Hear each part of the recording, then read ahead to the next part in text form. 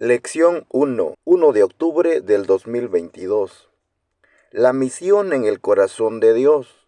La lectura para leer en casa es Romanos capítulo 8, versículos 28 y 39. El énfasis de la lección, el potencial de la misión.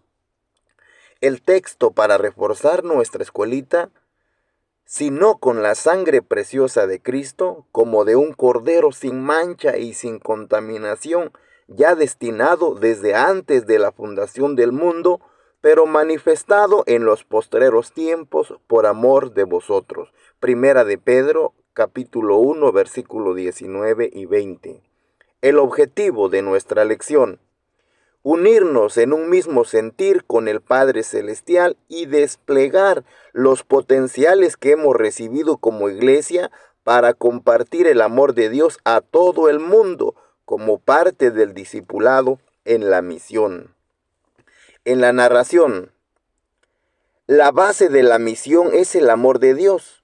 Quienes hemos decidido seguir a Cristo como discípulos es porque nos hemos identificado con el sentir de Dios respecto al mundo. Pues todo discípulo es invitado, en primer lugar, a unirse al sentir de Dios. En segundo lugar, y como una consecuencia, a adherirse a su misión.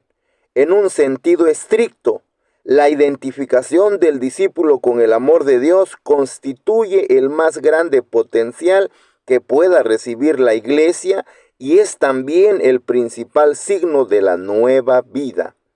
Unirse en un mismo sentir al Padre Celestial es un gran desafío para todo ser humano. Cuando ocurre esta identificación con el sentir del Padre, entonces se opone el gran milagro, pues se posibilita el abandonar una vida egoísta y experimentar la virtud incomparable de encontrarnos con nuestro prójimo y amarle. En la obra de Jesucristo podemos ver esa identificación. El Señor salió de su condición de Dios, vaciándose de lo que era para venir al encuentro de nosotros. Tal es la más clara descripción del amor, sobre todo porque el salir de Dios no fue para ir al encuentro de alguien igual a Él, sino para buscar a alguien completamente diferente. La condición humana representa todo lo que no es Dios, y no lo decimos por mero contraste, sino porque advertir la diferencia entre Dios y nosotros es inevitable. Dios pertenece a la dimensión de lo eterno, a un ámbito de existencia que no es posible conocer o al menos imaginar por nuestra mente. Su ser escapa a cualquier tipo de limitación espacio-temporal. De hecho, las leyes por las cuales se explica el funcionamiento del universo no aplican en él, y los factores que condicionan la vida humana, como la maldad, el sufrimiento y la muerte, no tienen cabida en la constitución de su ser infinito y perfecto. No existe criatura alguna capaz de rivalizar con él, incluido Satanás. Pero lo que sí sabemos por su revelación y lo que sí podemos experimentar es que es amor, verdad, justicia y bondad. En cambio, los seres humanos somos finitos, limitados, sujetos a las leyes que rigen la materia. Somos frágiles por naturaleza y estamos en constante riesgo de ser sometidos a los poderes corruptores y destructivos del pecado y la muerte. Nuestro entendimiento es como en constante riesgo de ser sometidos a los poderes corruptores y destructivos del pecado y la muerte. Nuestro entendimiento es corto, distorsionado, especulativo. Nuestro conocimiento es bueno, pero parcial, y por lo mismo es imperfecto y muchas veces engañoso. Nos corrompemos física y moralmente con facilidad. Amamos defectuosamente, no practicamos una justicia plena, ni buscamos el sumo bien. A veces lo intentamos, pero siempre quedamos cortos. Fallamos al blanco y con frecuencia nos alejamos de lo que es correcto. Podríamos añadir otras descripciones para tomar conciencia de las diferencias entre Dios y nosotros. Sin embargo, Basta este breve asomo para tomar conciencia real de las siguientes interrogantes. ¿Por qué nos ama Dios? ¿Cómo puede amarnos aún con nuestras notables y contrastantes diferencias? ¿Cómo puede amarnos a pesar de nuestro voluntario alejamiento? ¿Cómo puede amarnos a pesar de serle adversos y a pesar de que nos hemos constituido en enemigos suyos? Constantemente desvirtuamos la verdad y la justicia y tratamos con odio a su creación y a sus criaturas. Entonces, ¿cómo puede amarnos así? El amor de Dios excede toda lógica. Nos ha amado con la entrega sacrificial de su Hijo. Sus acciones a favor nuestro sobrepasan nuestro entendimiento. Su decisión de amarnos no conoce límites ni condiciones. Y hagamos lo que hagamos, nunca se da por vencido para mostrar su interés por nosotros. ¿Qué impulsa a Dios a seguir amándonos así? Sirvan los planteamientos anteriores para profundizar en la grandeza y en la importancia que tiene la verdad de que la misión nació en el corazón de Dios desde la eternidad y que tiene como base su amor por la humanidad. Porque Dios no inventó la iglesia para que ésta solamente se mantuviera ocupada adorándole por medio de los cultos. Tampoco fue el plan B de Dios al ver que sus planes no funcionaban.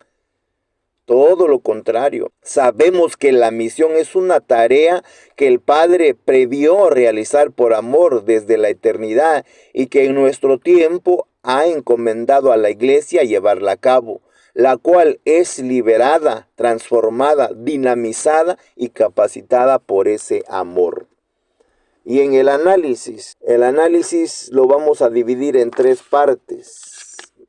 Y la primera parte es libres para amar a Dios, según Romanos capítulo 1, versículo 18 al 28, Romanos capítulo 8, versículo 28a y el versículo 38-39. En el capítulo 8, versículo 28, el apóstol Pablo coloca a los seres humanos en una relación con Dios. Las personas a las que se refiere aquí son aquellos que han respondido afirmativamente al amor de Dios.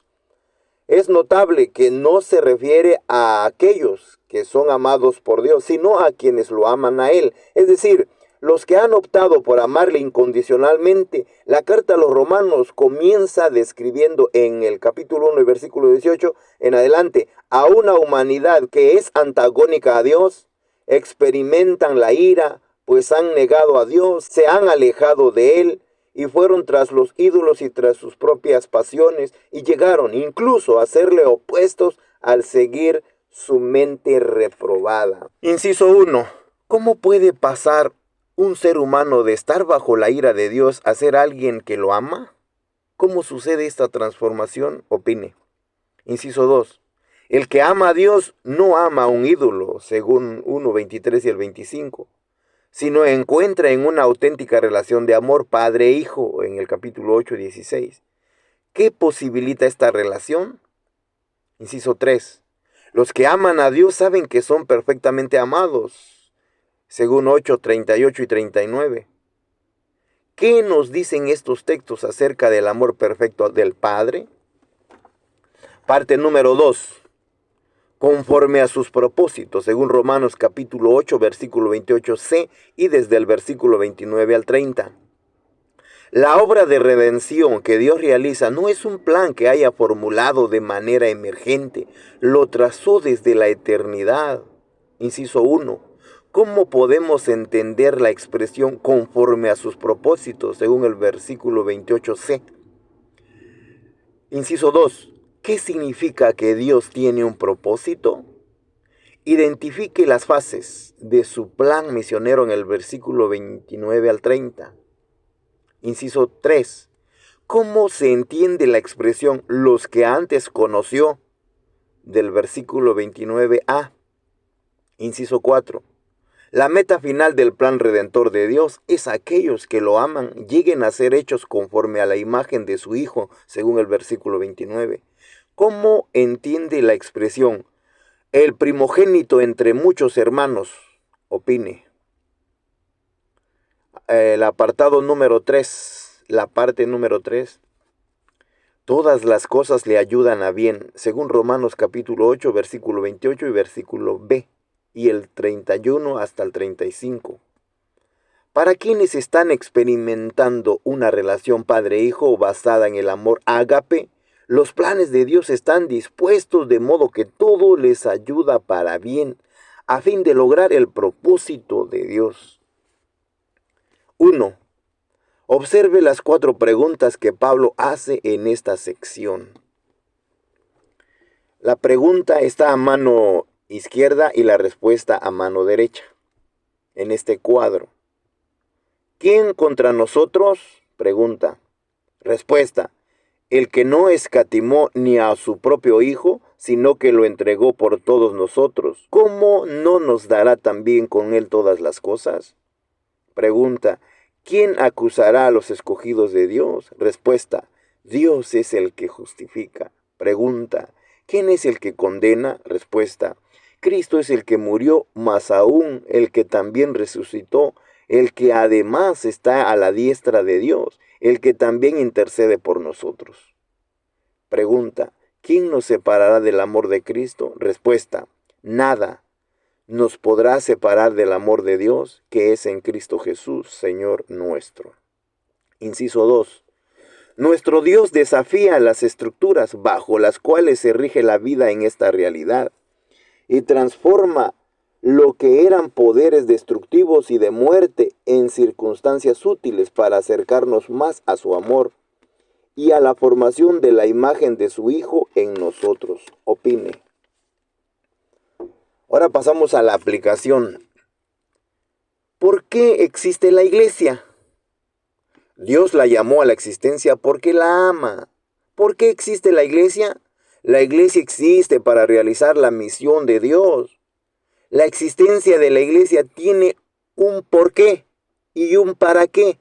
Es decir, tiene un origen y un propósito. Ambos están conectados de manera que es imposible comprender lo uno sin lo otro.